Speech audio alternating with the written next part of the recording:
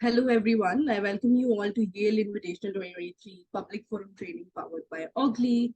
Today, we're basically going to run through and understand the categories, the rounds, the motions, and also the way how public forum basic structure works. So we'll start with categories, and I want you all to also tell me whether you think you come under junior division or varsity division. So there are going to be two categories. One is junior division, another is varsity division. So anyone who's not a varsity division debater will be a junior division debater. So who is exactly a varsity division debater? Somebody who has already had more than 2 years of experience, specifically in public forum. Second, they are in 12th grade, and third, they have broken in national tournament in junior varsity. So first, is there anyone in this room who has done public forum before? Tournament. I will assume that as no. So you don't come under that. Is there anyone who has had more than 2 years of, then you don't also fall under public forum? Is there anyone who is in 12th grade then? I am in 12th grade. I'm in Akarshita. 12th. Okay. I think Akarshita, your teammate probably isn't from in 12th, is he? I don't know. I'm not connected with him. So Okay. So we'll just figure out if your teammate is in 12th. If he isn't, then I'll probably pair you and Manan together so that other people probably don't have to come under the varsity division. So that basically means the rest of you all are in junior division. Hi, Afreen. Afreen, this is Yes, Anushka actually has her exam tomorrow, her term exams. Can you hear me? Can you hear yes, me? yes, Yeah. yes. So Anushka has her exam tomorrow, so she's unable to take out time today. I just wanted to say that she has done public forum before. Okay, She's done, I think, about 2 or 3 tournaments. Um, okay. and I don't know now whether she qualifies for She varsity. will qualify as varsity. And I think Manan also is varsity, so I think that's fair. Okay, so I think she's been Manan and Anushka are together in team 8 or something. Yes, yes, they are together. Okay, okay. Okay. All right, then. So I think we know that there are two categories. So the reason as to why categories are important is because your breaks are divided and decided according to your category. Obviously, junior division category is going to be more novice, but then varsity division category is going to be for people who have done public forum before. But it's all right because most public forum debaters are very textual or textbook based debaters. So whatever arguments their coaches actually give them, they just run that. But what I will tell you is that we'll go the other way around. I will give you the liberty to run arguments, but I'll only tell you as to whether or not it fits in the public forum criteria. I will tell you as to how you can make it stronger so that you have more liberty, you have more autonomy of what arguments you're actually running. I don't want you all to run the stock arguments that most public forum debaters actually run. Yes, you can adapt to whatever arguments you see from your opponents. If you think they're great, just run them. But then what's more important for you is to learn and research and not be the same kind of debaters that most public forum debaters are. And it works because last week we have had our debaters win a public forum tournament, which is great. All right. Moving on to how many rounds do you have? You have 6 preliminary rounds. I'm guessing because there is 6, there's more likelihood of you getting equal sides, which means 3 proposition and 3 opposition. So what you're supposed to do is prepare for the motion and against the motion, prepare 2 case files. So the way how public forum works is that it's mostly prepared, which means that your first speech is 100% prepared. You don't have to rebut. You don't have to do anything against the opponent at all. What you're supposed to give is just your positive case in your first speech, irrespective of your proposition or opposition. That basically means first speech is 100% prepared. The second speeches, however, are impromptu plus prepared, which means that even if you're supposed to give rebuttals, your rebuttals are supposed to be in such a way that you're supposed to refer back to, let's say, websites and articles, evidences, etc., so that and it has to be prepared that way. So you're supposed to preempt when you're actually making your case files that, okay, if this is the argument that your opponents are going to run, this is what I'm going to use as a rebuttal, and this is the website I'm going to quote, etc., etc. So this is why I was saying that it's prepared plus impromptu, mostly prepared. But on the second hand, what it means is that 3 rounds con, three rounds prop. That's what I was going to say. But yes, I think I've told you the schedule as something around 6:30 or 4:30, and then in the morning. But I think on Friday, however, The rounds are going to start 2:30 a.m. for you. So just remember this, because it's going to start in the evening for them. So when I say 2:30 a.m., that basically means that actually means Saturday 2:30 a.m. for us. So just like take a note of this. So that's how the schedule is going to look like. Saturday schedule we don't actually have, so, but just know that like you're probably going to debate the entire Saturday. So it's going to look like you debating in the morning of Saturday and then you debating in the evening of Saturday. So probably just sleep in the mid time, whatever you get. Because the way how the schedule is made is Friday evening and then Saturday morning for USA. So the way how it will work for you is again Saturday morning and Saturday evening. So it's going to be hectic. On Sunday, however, your rounds are going to start from 12:15 a.m., which is actually Monday for us. So 12:15 a.m. Monday. So also like just take a note of this. Yeah, so this is how it is. So, But ma'am, like it's just going to be Friday. So, ma'am, Friday would be like Saturday for us. So, yeah. Yes. So it's not Friday for you, it's Saturday in like early morning. Saturday 2:30 50 a.m. a.m. Yes. What? Yes. Ma'am, until what time will it be? I think Friday you'll probably only have 2 rounds, max to max. So I think you'll be able to sleep by 6:30. Okay, thank you. Yeah. And Ma'am, then for, you'll have to, yes. ma'am, for Sunday, ma'am, what time? I mean, like from 12:15, what time will it go until? So Sunday is dependent on whether you qualify. And I think the number of rounds for public forum out rounds is octa, which means that there are going to be 4 out rounds that I'm guessing. So it depends on how many rounds you actually move forward to.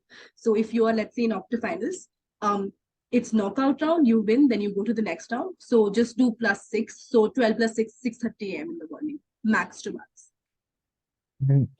So you said that there'll be 6 preliminary rounds, Yes. 3 for proposition. Like I did. Likely that you'll get 3 prop and 3 con, yes. Okay. But I'll explain you. Okay, the more technical stuff of public forum is this.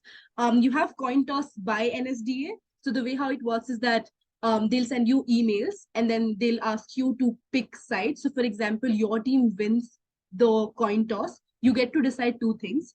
One, either you can decide whether you go first or second, or you decide which side you get, which means that let's say you win the coin toss and you get the email for like email that hey, you have won the coin toss. So you're supposed to, and you pick that you want to choose your side and you pick pro. So and your opponents then get to choose which position they're supposed to like speak. So you pick pro, but your opponents chose that they want to go second. So pro anyways goes first, like win in that regard. So you'll speak first and then con. But in an event where you choose that you want con and your opponent get the ability to choose that they want to go second, then con will go first and then pro. I know it's complicated, but there are two concepts. One, who speaks first, which means who gives the speech first, whether it's the proposition speaker or the opposition speaker. And another is who is proposition and who is opposition. If you choose who is proposition and opposition, you don't get to choose who's speaking first and second. That is why it is this way. So it is likely that even if you're con, you're supposed to start the entire debate. It's just to make it equitable. So somebody who is con and then somebody who's already a con has so much more ability to just respond, which is why you get to speak second as pro as well, so that you can listen to their speeches and then have more ability to respond to them. Is that clear, like what exactly comes in terms of coin toss? That's why you can't even say that with like whether you're going to get all 3 rounds of con or all 6 rounds of con per se. Yeah. But how to like if it's the same motion, like how can you be pro like thrice? That's a bit confusing. How can you be pro thrice? Yeah, like there'll be like 3 rounds. Yes, there'll be 6 rounds in total. Yeah, but 3 for pro, but like why 3? Like I was just saying that like it makes sense to have equal number of pro and cons. It depends on the system again, because they'll try to make sure that like everybody gets equal chances. So I've never heard like somebody getting all 6 pro and all 6 cons. But then the point at which if they opt for the other mechanism that I told you, that where you actually get to choose, then it's not in your control whether you get 3 con or 3 pro. Ma'am, I didn't understand a couple of things. So, Yeah. ma'am, you've told us that first speech is 100% prep, second speech is prep plus impromptu because of the rebuttals. Ma'am, what about speeches 3 to 6? 3 to 6. Yes, ma'am, because there's 6 rounds and you've told us about 2 speeches. Ma'am, what about the others? Oh yeah, so I was saying that the first, no, I'll tell you about all of that. But I was saying 6 preliminary rounds means there are going to be 6 rounds independently. So you will debate against different teams 6 times. If that was your question.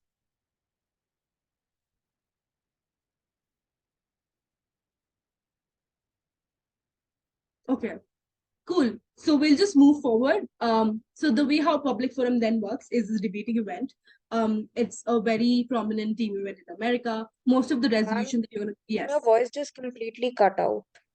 It did? What? Okay, I was saying that there are going to be 6 preliminary rounds, which means that you're going to debate with 6 different teams, more likely, but also there's power pairing. So you are going to debate 6 times in general. Friday, you're more likely to have 2 rounds. The entire schedule isn't out. So what I'm saying is based on my experience with public forum. So Friday, 2 rounds, and then 4 rounds on Saturday is what I was saying. But again, was that your question or were you asking something else? Ma'am, I was asking that you told us about how to go about the first 2 speeches. Ma'am, how do I go about the third speech and then Yes. onwards? I was saying that I was just like giving you a general idea of like how the speeches work, but then the rest of the speeches are also impromptu. So it's completely impromptu or like No, prep and no. So again, if I explain it right now, I'll go into the technicalities of it. I'll probably cover it in the speaker quiz, so you can just hang tight for it for now.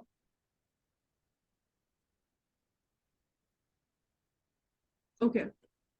Cool. So one team stands for resolution, which is pro, and one team is against the resolution, which is con. So you don't use the same words as government opposition, proposition opposition at all in public forum.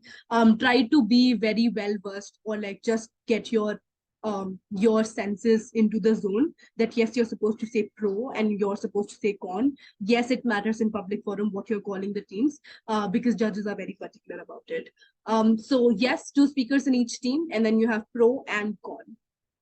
Why public forum? I think there are a couple of reasons as to why public forum is different and very specific. One is constructing arguments like any other debate. Argumentative skills because you have crossfire. Research because most of your arguments will not stand if you don't have research, if you don't have factual data to prove what you're saying, if you don't have a research material to quote. Judges aren't going to listen to you. But also the debaters have the ability to respond to you just by saying that, listen, they said this without any logic, without any evidence. And if there is no evidence, you can't buy that argument. So yes, evidence is really important. I'll tell you more about what evidence is. And then, so most of the arguments are something that is like very relevant to what's happening in the status quo. So very realistic motions. So something in terms of optics, something in terms of medical system of USA, something in terms of, let's say, UN, something where like US has a very, very large interest, which is why your research has to be more US centric, but also world centric, because it's easier for you to relate what's happening in the world plus US. Again, you cannot win the debate in public forum insofar as you don't have teamwork. So make sure that you are also well aware of your teams as well. We'll start with the structure then. So just know pro speaker 1, con speaker 1, pro speaker 2, con speaker 2. I'm going to use these terms, but just remember that each speaker gets to give 2 speeches, and each speaker or each speech kind is a set. Okay, so let's start with proposition or like pro speaker 1. So pro speaker 1 gives first constructive speech, then is con speaker 1 giving first constructive speech. This speech is completely prepared, which means that everything that you're going to say is written, something that like, and every line that you're going to say is something that has been quoted from like a website from a very credible source, but also you don't get to rebut here. What I mean by this is that just because you've heard your the opponents, you can't just say that our opponent said this and we believe this. You can't say that. You're supposed to stick to your material and literally read out entire case file as it is, the way how you have prepared it. the only place where you engage in the first set of constructive speech is value and value criterion. I will explain to you as to what value and value criterion is later, but just remember there is no engagement in the first set at all.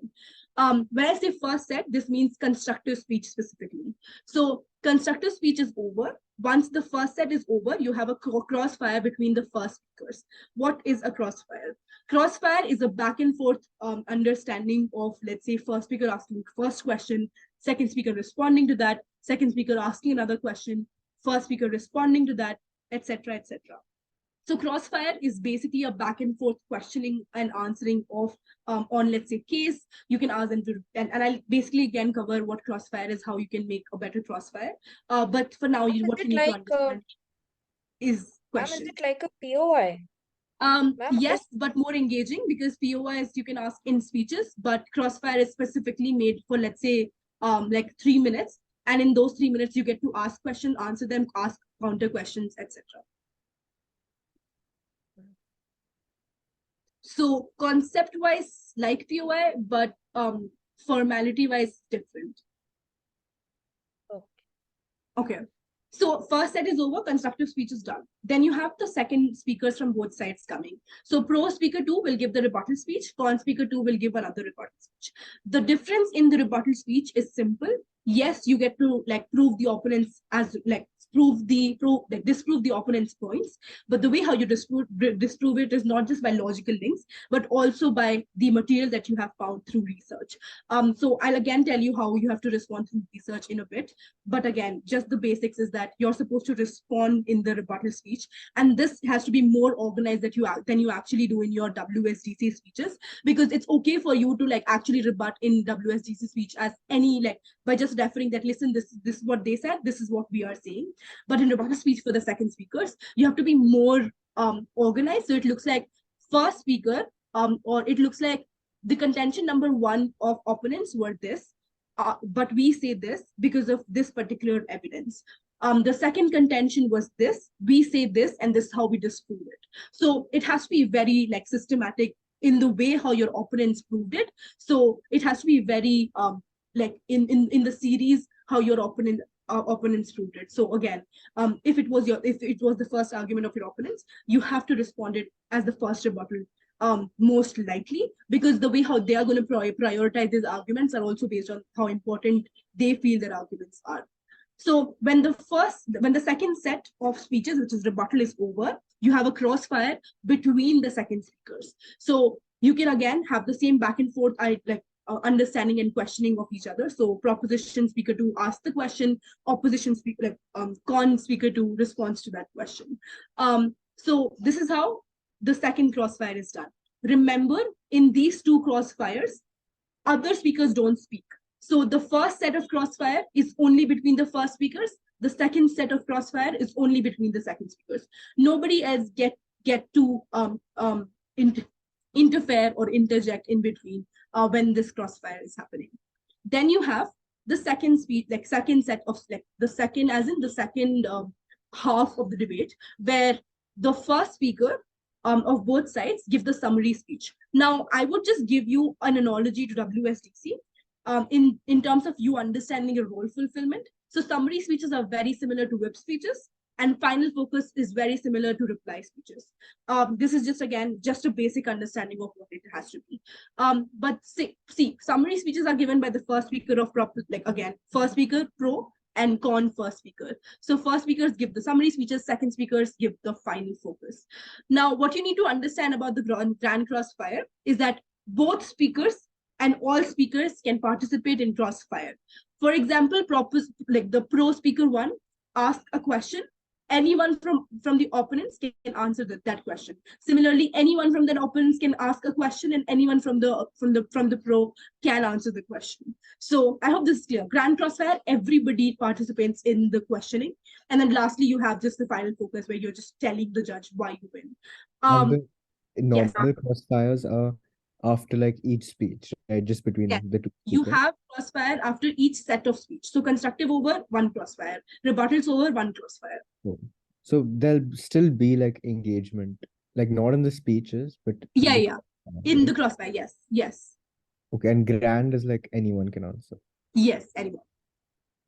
Okay. Okay, so And what's the time? ma'am, Yes, ma'am, in the final focus, what exactly do you have to do? I'll tell you when I'm covering the speaker notes. But the analogy, as I said, is like reply speeches in WSDC. Okay. Ma'am, I didn't understand the difference between summary and final focus. Yeah. फर्क नहीं So समझा. yeah. So Agrim, have you done WSDC before?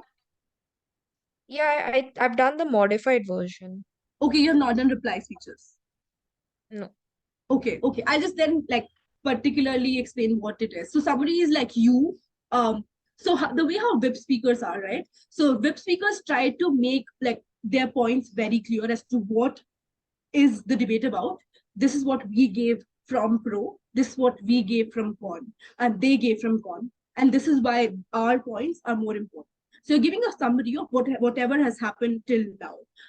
The final focus then is somebody who is explaining and convincing the judge as to why they win the debate. So yes, summary speech explain what points we gave, but final focus tells the judge as to these are the issues of the debate. We particularly win on these issues, and this is why you should give, let's say, a pro or con ballot. This is what final focus is in like very general or specific, like basic terms. So, ma'am, summary speeches doesn't really have a lot of weighing in it, but final focus has most of the weighing in it. Yes.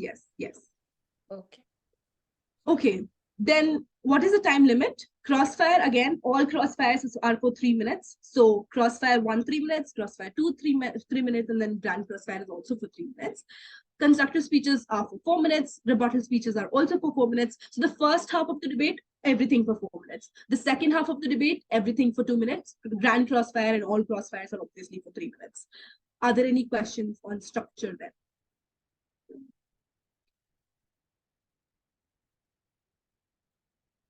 Can you just yes. repeat the timing? Timings, okay. The first half, which means that constructive and rebuttal speeches are for 4 minutes. Summary and final focus is for 2 minutes. All grand crossfires are for 3 minutes. Okay. Okay. So the constructive and rebuttal speeches are 4 minutes. Yeah. The speaker, sorry, the summary and final focus are 2 minutes, and crossfires 3 minutes. Okay.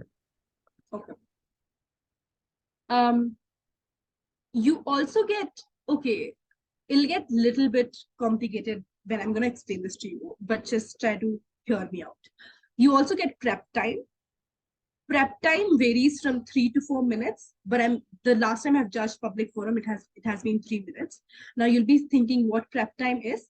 So prep time is something that you can use before your speeches in order to talk to your teammates, prepare your own speech. And you collectively as a team get a 3 minute of prep time. We'll take the reference as 3 minutes, but before your round starts, please ask your judges as to what the prep time is, just so that you're confirmed about the rules of the tournament. But yes, prep time is 3 minutes as of now. So you don't technically need prep time in constructive speeches because it's fully prepared, but you will need prep time for the rebuttal speeches. Now, the way how you would take it is simply this. Before you start your speech, tell the judge that you want to take prep time, and also like make strategies as to how you would want to like utilize your prep time. Yes, you can take prep time before crossfire. You can take prep time before summary. You can take prep time before final focus. You can basically take prep time whenever, but not in between. So you can't take prep time between crossfire. You can't take prep time between your speeches. That's very obvious. So let's say the way how you strategize it, and I think it's the best strategy, is that you give 1 minute of prep time or 1 minute 30 seconds to the rebuttal speech. And it's also all right if you want to give like 2 minutes of prep time to the rebuttal speech per se. So let's say 1 minute 30 seconds to the rebuttal speech. So before the rebuttal speech starts, you say that, Judge, I would like to utilize 1 minute 30 seconds of my prep time. And then you both talk and then figure out as to how you would want your rebuttals to be. So you have now as a team 1 minute 30 seconds left. The way how you can divide it is that summary speech can take 30 seconds and then the final focus can again take 1 minute. But then if you want, you can also have 1 minute to the summary speech, 30 seconds to the final focus. So prep time is just for you to like be more organized with your speech. Nothing more than that. But utilize it in such a way how you think your team, like after communicating effectively with your teammate, the way how you would actually want to take it. Don't just take it because you want to. I have seen teams doing extremely well without prep time. But yeah, I mean, you have 3 minutes so you can utilize it however you want to. Is prep time as a concept clear? Yes. Okay. Let's move to how your motions are. So you don't say motion, you say resolution. So it does not change with every passing down. It is similar and it's same, exactly the same for all 6 rounds, but also for the out rounds. But this motion is literally going to be the same till October. So whichever tournament you're going to do till October for public forum, the motion is going to be same. Resolution is supported by the pro and opposed by the con. I think very, very, very easy to understand. But understand that like every resolution is like behind every resolution, there is a problem that they're trying to solve. So identify what problem exists in the status quo, then figure out as to whether or not this resolution is going to solve that problem. And then if not this resolution, is there an alternative to solve this problem? So proposition is going to say that there is a problem that exists. This resolution is going to be able to solve that problem. Opposition is going to say that, listen, status quo exists. Yes, probably that the problem exists, but then status quo is much better without this resolution. That's the first way. The second way is just giving an alternative solution. So if not this resolution, you can probably do this, which is going to be much effective. The problem with the second option is that if you are taking the burden of giving an alternative, you're supposed to make sure that you're justifying that alternative much better than the resolution. Because yes, this alternative exists, but what's the comparative? Why is this alternative much better? What are the benefits of it? All of it is something that you're supposed to establish in your speeches. Is this clear? Yes, ma'am. Okay. Now we'll understand the motion. I think I'll try to make as many analogies with the WSGC as possible. But let's start with how you're supposed to understand your resolution. So the first thing that you need to understand is that if a resolution is given to you, you're supposed to provide definitions, the way how you do characterization in WSDC. But the difference here is that you are supposed to quote relevant authors, relevant websites, relevant research, or like journals where you actually got that definition from. So you can't make up your own definitions, like the way how you characterize and make up your own definitions and framing. But also, if you're giving framing for public forum, you're supposed to justify it. Why is it more likely that this is going to be this way? Again, you're supposed to then refer back to a website, refer back to a journal or a research paper, and then say this is why it's more likely. So, for example, the resolution is resolved, India should legalize drugs. It happens very rarely that public forum topics have India, but I think the last topic was about India. So this motion stands. So what does legalization mean? And this is something you're supposed to give through authors. For example, according to Austin, legalization means buying and selling of drugs. So like legally buying or selling drugs. So what you're doing here is this definition is not something that you identify as a person. It's not your own opinion. It's something that has been given by a credible author or researcher, which is why this definition has much more value than any other definition. Is this clear? So this is what you're supposed to do. In your characterization, when you're giving the characterization, when you're telling this is what the motion means, you're supposed to give relevant sources and relevant evidences in order for you to give that definition as well. Yes, your definition is supposed to be from standard dictionaries and encyclopedias. It cannot be from Wikipedia. Yes, Arya. We can, yeah, so we can take them from dictionaries and like online websites, right? Can we Yes. cite those? Insofar as like it's not something yours, you have taken it from somebody else, I think fair. Yes, you can. Okay, thank you. Okay. Is this clear? Yes, ma'am. Okay. So I think the next thing that will come is all speaker roles that I don't want to take right now because I think it's gonna get a little heavy. Or let's just take the speaker roles and then I'll not do the argumentation. Okay. Cool. So we'll start from the speaker roles for constructive speeches and specifically for pro. So the first thing that you need to do is give a brief introduction to the outline of debate for the judge. The judge is an average reasonable voter. which means that they won't know specific and specialized knowledge about certain topics, which is why you're supposed to tell them this is what it means, this is what a particular site says. But can anyone tell me as to how would the judge know whether you're actually not making up the sites? Because judge is just an average reasonable voter, right?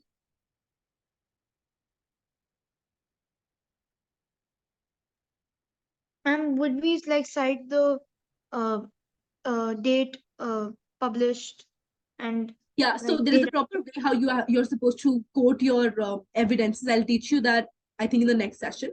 But the way how the judge will know whether your evidence is true or not is when your opponents question your evidence and they ask you for evidence card. So this is a very important concept in public forum. Let's say you say that according to Oxford Dictionary, this is what this means. Opponents in the crossfire ask you that you said in the first contention that this is what this means, or in the first contention when you were proving a particular thing, you cited this particular website. Can you send that evidence card to us on chat? That is the point. If you're not able to send that evidence card, the judges will know that the evidence does not exist and they will not credit you for the citation that you give. So you have to keep your evidence cards handy. And this is a very important concept that I'll teach you in the next class. Again, a little bit technical, but I think it's easy once you understand it.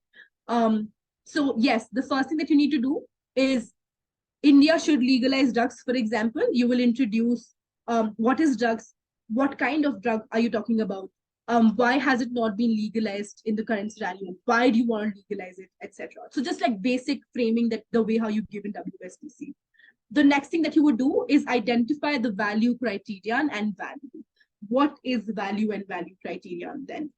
Value is basically anything which you think is the issue of the debate and the most important thing that the judge should consider while evaluating the debate.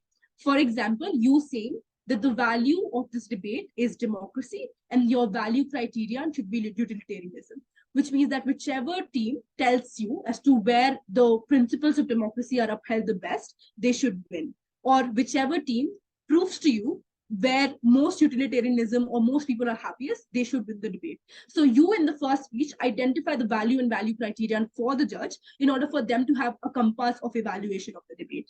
Yes, the opponents are going to have a different value criterion, but they can also have a similar value criterion. There's no harm in that. Is this clear about value and value criterion? Ma'am, I still didn't understand. Okay. Yes, ma'am. Yeah. Okay. So value is what value are you promoting in your site? Value criterion is what compass do you want the judge to use in order to evaluate the debate. For example, the motion is India should legalize drugs.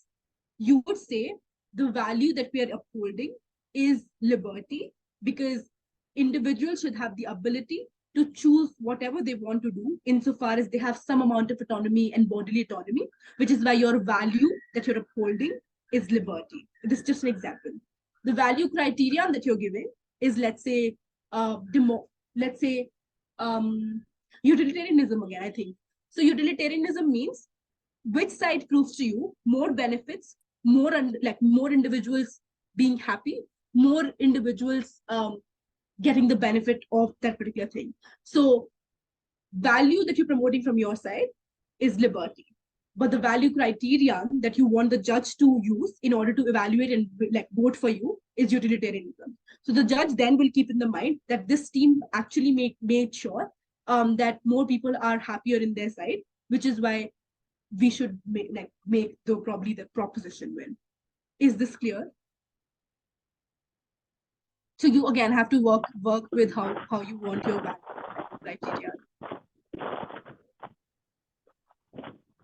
Karshita? Ma'am, it's a little bit clear. Okay, I'll give you Not more much. examples later, but just know that it's just Yes, you. ma'am. So similar, I'll try again draw another analogy. In WSDC, you say our burden in this debate is to prove this. It's similar to that, but just like you have to identify one word each. So when you say our burden in this debate is to prove like where minorities are better off, you can use the same thing as value criterion and say that value criterion is, let's say, well-being of minorities. So this is how it looks like. It's just the fancier version of burden of proof. Okay. Okay. So again, you have to cite the most appropriate and relevant sources.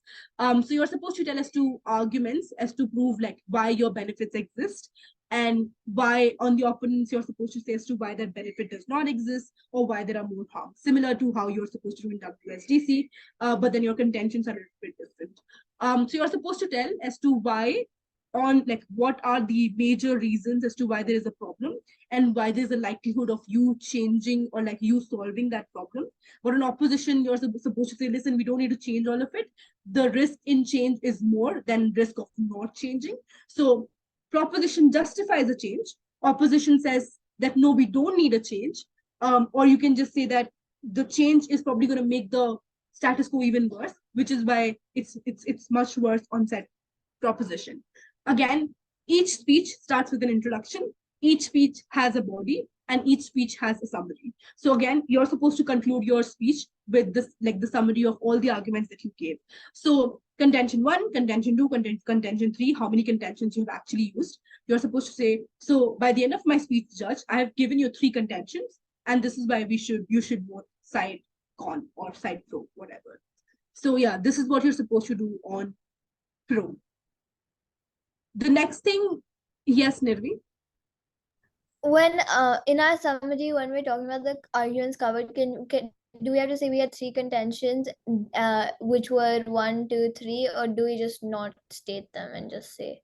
So you can do either ways, but try to make it as short as possible. So you're supposed to say, by the end of my speech, I have proved to you 3 contentions. These are the 3 contentions. This is why. That's all. Or you can choose to make it different. So you can be like, you can conclude your speech by the most impactful contention that you have made. So you're supposed to say, by the end of my speech, the TLDR of everything is that this is why the benefit is extremely, extremely high. For example, by the end of my speech, I've told you as to why legalization of drugs is going to save these many number of people of lives, and therefore you should like vote pro. So that's like a more rhetorical way of you concluding your speech. Okay, thank you. Okay. Then constructive speech.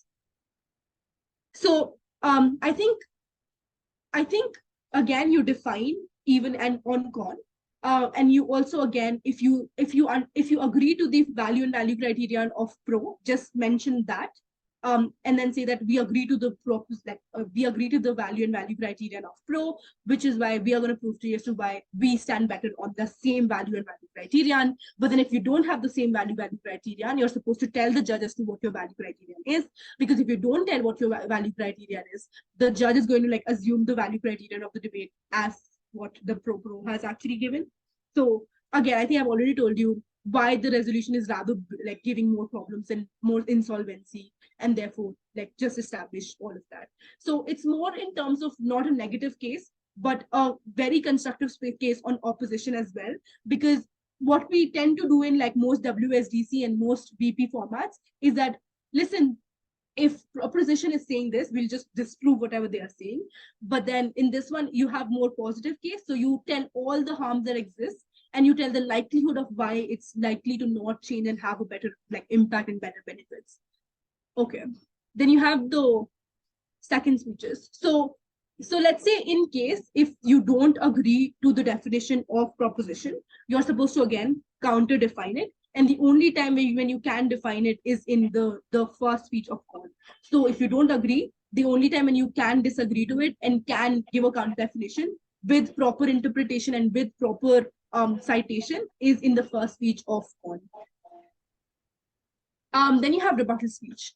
I think rebuttal speech is really, really important. I think most judges make their understanding and make their judgment by the rebuttal speech, because summary and final focus is very, very similar in terms of the content. So most judges will have an idea of who is winning the debate by the end of the rebuttal speech, which is why it's really, really important. So So what you're supposed to do is refute the other team's arguments, explain, analyze and explain all the flaws that you think exist in opponent's position. So the way how you rebut them is turning the analysis to the other side. So you can use their logic, or you can tell them as to why their logic does not stand. Yes, so all of your argumentative skills from WSGC will work here, but then yes, logic will work, all of these things will work, but then it's just like a cherry on the top if you have like a citation or a website to refer to. So Ma'am, yes, ma'am, could you just go back to the previous 2 slides so I can screenshot them? we will send the PDF to you. Yeah, thank you, ma'am. Cool. So what you do, the second way how you're supposed to rebut it is by presenting evidence that destroys or reduces the opposition's position. There are different ways.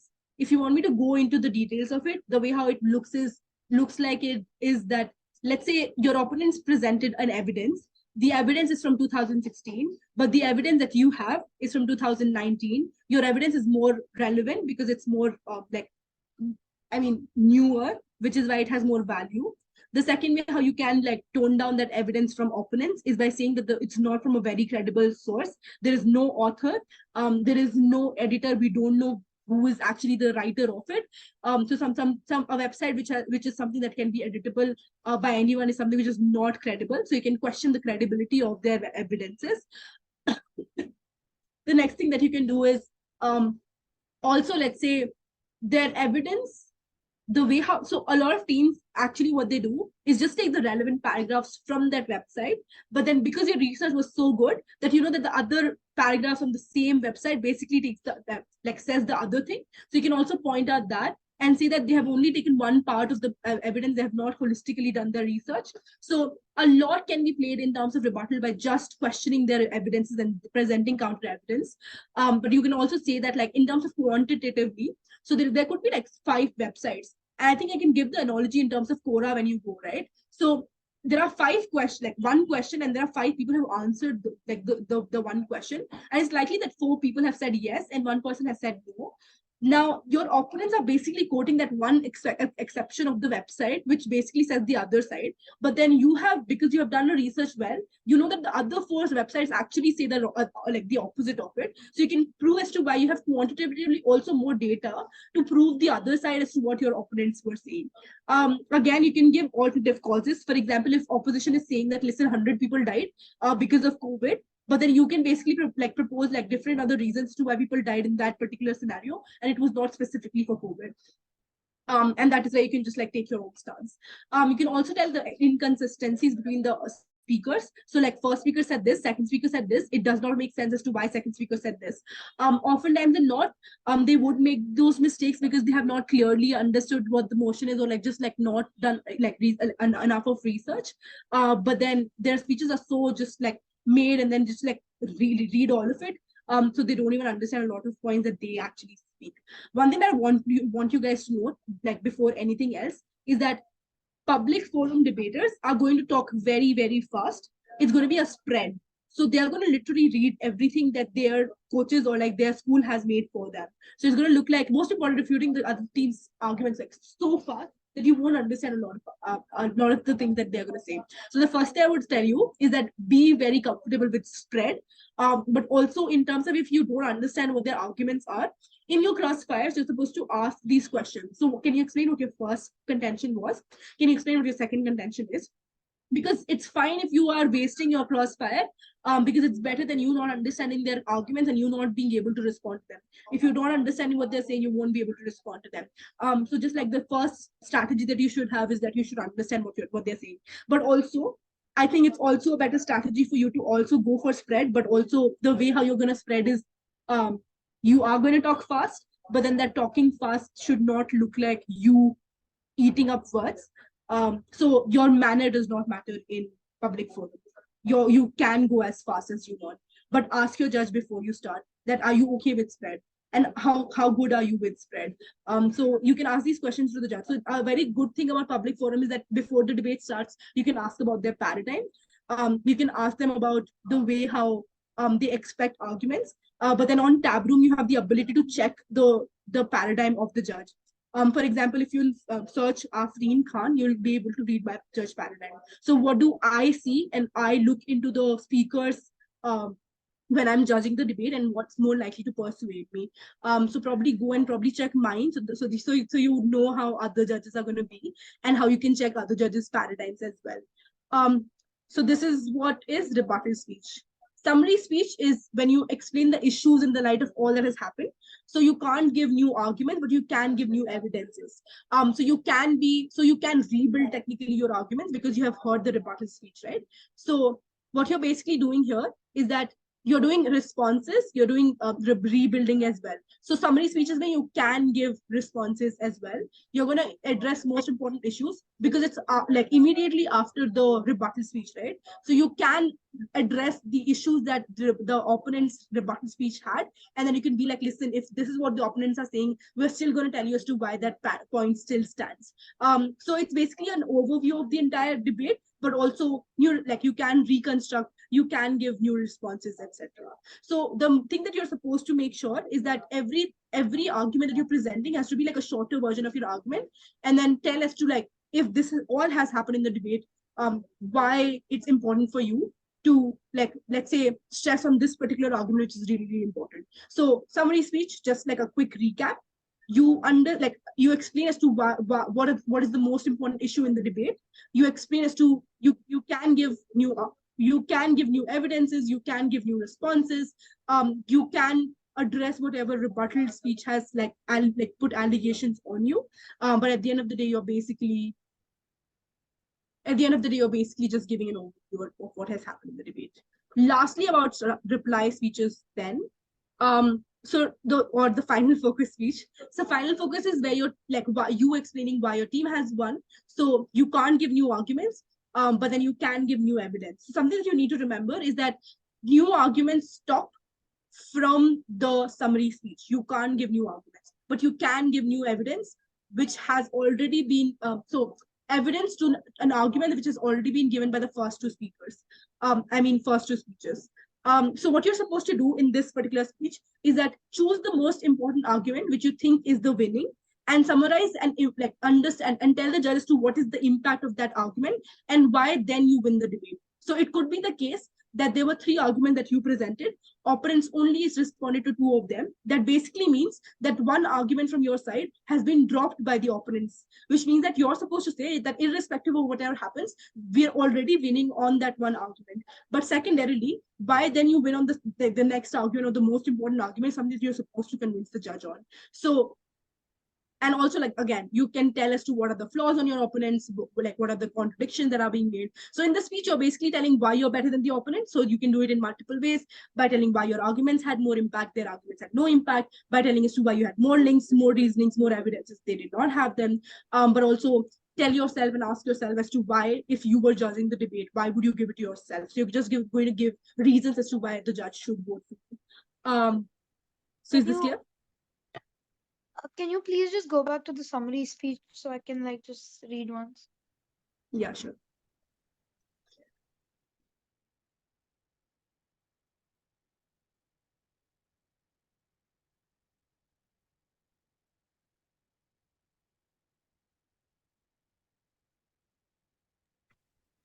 By addressing the most important issues, do you mean clashes?